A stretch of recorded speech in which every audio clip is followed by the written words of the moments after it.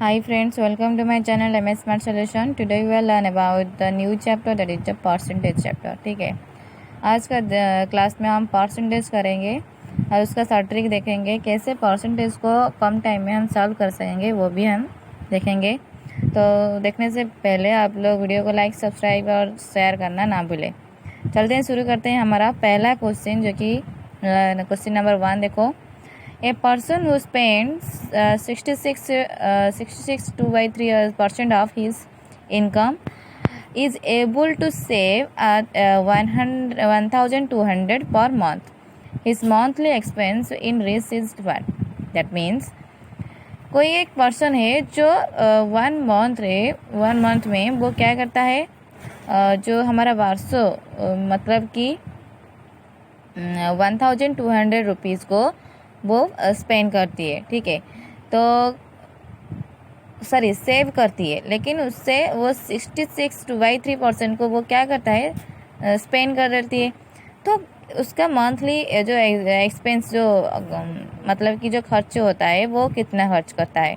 तो यहाँ पर देखो कि यहाँ पर जो हमारा 66/3% जो है वो फ्रैक्शन में कितना होगा।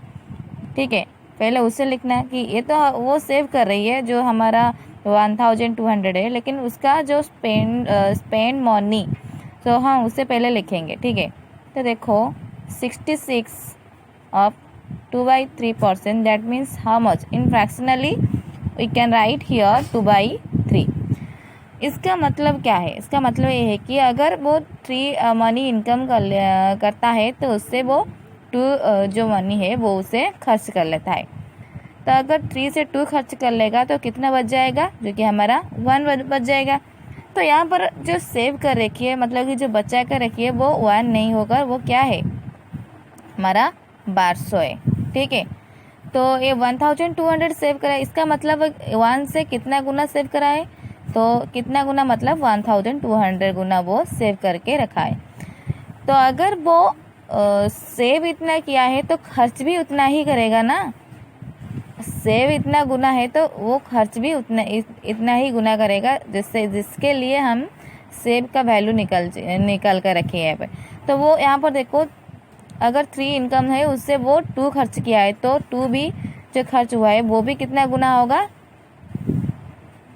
1,200 गुना। तो अगर खर्च 1,200 गुना होता है तो टोटल मनी कितना होगा, सॉरी 2,400, दैट मीन्स 2,400 मनी वो जो कि खर्च कर रही है। ठीक है, अगर वो इतना कमाती है तो 2% जो 2 मनी हो खर्च करती है, तो बचता है कितना, जो कि 1। यहाँ पर हम जो बचा हुआ है वो 1 नहीं, वो कितना है, वो हमारा 1,200 है। इसका मतलब 1 का 1,200 गुना जो है वो बचता है। वैसे तो वो खर्च भी उतना ही गुना करेगा ना, तो 2 × 1,200 तो कितना खर्च करा है, यहाँ पर 2,400 रुपीज़ को वो खर्च करा है।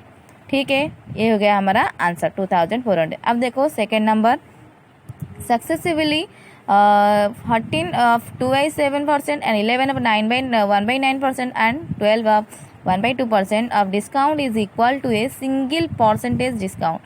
मतलब कि अगर इन तीनों परसेंटेज जो है वो उसके साथ जो इक्वल एक सिंगल परसेंटेज जो कि उसका इक्वल होना चाहिए, मतलब कि ये तीनों मिलकर एक सिंगल परसेंट जो है उसके साथ वो इक्वल होंगे। तो देखो यहाँ पर मैंने वही लिख दिया, जो भी है ये लिख देती हूँ। तो 14 ऑफ 2/7%, 11 ऑफ 1/9% एंड 12 ऑफ 1/2%। तो यहाँ पर 14 का 2/7% फ्रैक्शन में कितना होगा, 14 का 2/7% फ्रैक्शन में हो जाएगा हमारा कितना, 1/7। इसी तरह से 11 का 1/9% हो जाएगा 1/9 एंड 12 का 1/2% हो जाएगा कितना, 1/4। ठीक है, तो ये हो गया हमारा फ्रैक्शन वाला नंबर। मतलब कि अगर इन जो सारे नंबर है यहाँ पर 1/4 नहीं 1/8 होगा। ठीक है, तो अगर किसी चीज़ का सिंगल वैल्यू निकालना है तो क्या करना चाहिए, देखो पहला वाला जो 7 है, तो 7 का पिछले वाले जो बिफोर नंबर यहाँ पर लिखेंगे। इसका मतलब क्या है कि 7 से वो 7 अगर कोई वस्तु है तो उससे हमें 6 जो 6 का वैल्यू वाला वस्तु वो हमें मिलेगा। ठीक है, अगर 9 का हो तो हमें कितना मिलेगा यहाँ पर 8 मिलेगा। अगर 8 का है तो वो कितना मिलेगा 7। इसका मतलब हमें अगर किसी का वैल्यू सिंगल वैल्यू जानना चाहिए तो हमें पहले कितना था और उसके बाद कितना हुआ वो जानना ज़रूरी है। तो देखो अब ये हो गया, मैं यहाँ इसको क्या करती हूँ, काट लेती हूँ, इधर से उधर काट कर कितना होगा 7 से 7 कट गया 2, ये हो गया 3। इसका मतलब ये हो गया हमारा कितना 3:2। तो ये जो वैल्यू है अगर पहला वाला 3 है तो दूसरे क्या होगा 2 होगा।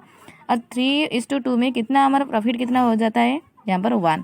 तो इसका मतलब 3 में से हमारा 1 जो है कि प्रॉफिट हो जाता है। ठीक है, अगर 3 में से 1 प्रॉफिट हो रहा है इसका मतलब 1/3 प्रॉफिट हो रहा है, तो वो किससे इक्वल होगा 1/3 मतलब कितना होगा यहाँ पर, ये कितना परसेंट हो जाएगा 33 of 1/3%. This is the answer of this question.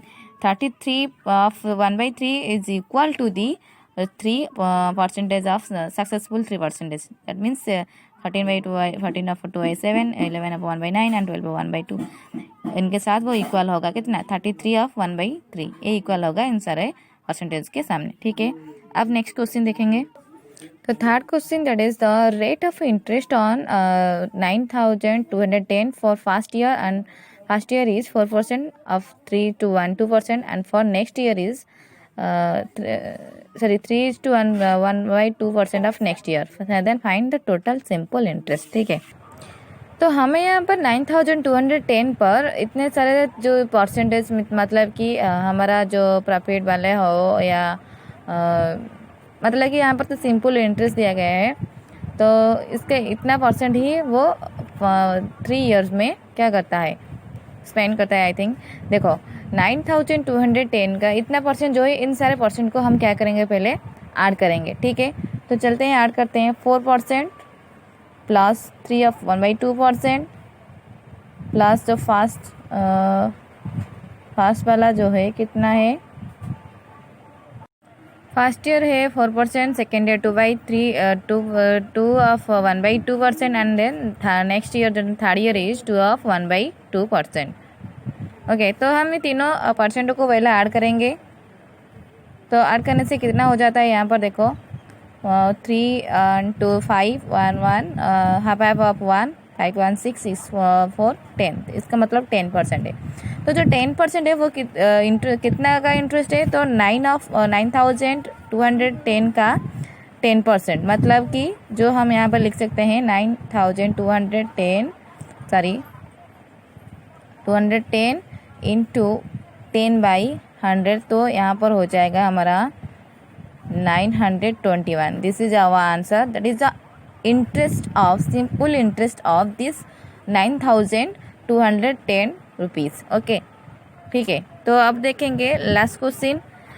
The if we subtract 11 of 1/9% of 7,236 from itself, if then what we get. Then यहाँ पर पूछा गया है कि अगर 7,236 से हम इतना परसेंट को घटाएंगे तो हमें कितना मिलेगा।